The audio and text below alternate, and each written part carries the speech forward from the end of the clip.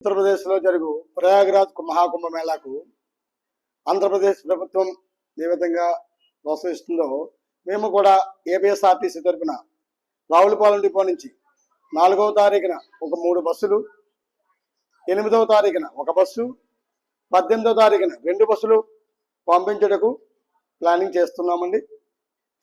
ఈ 4వ తారీఖున వెళ్ళే బస్సు 8 రోజుల యాత్ర, 10,500 ఛార్జీ. భువనేశ్వర్, పూరి, కోనార్క్, ప్రయాగరాజ్ కుంభమేళా, వారణాసి, గయా, బుద్ధగయ మొదలగు క్షేత్రములు చూసుకొని అయోధ్యలో దర్శనం చేసుకుని మిమ్మల్ని జాగ్రత్తగా మేము ప్రత్యేక శ్రద్ధ తీసుకున్నాము. కొత్త బస్సులు ఏర్పాటు చేశాము.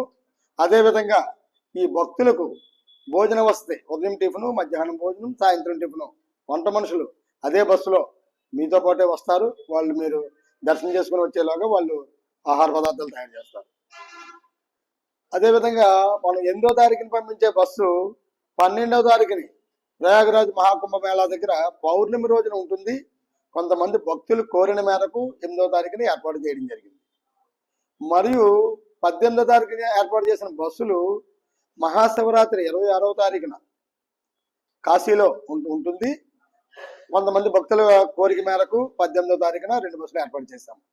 అదేవిధంగా ఎవరైనా భక్తులు ఒక గుంపులుగా ఉన్నట్లయితే ఆ గ్రామమునకు మా బస్సు పంపిస్తాము. ఎక్కువ మంది ప్రయాణికులు భక్తులు ఈ సదవకాశాన్ని ఉపయోగించుకోవాల్సిందిగా ఏపీఎస్ఆర్టీసీ తరఫున రావులపాలెం డిపో మేనేజర్ శ్రీ జీజీవి రమణ.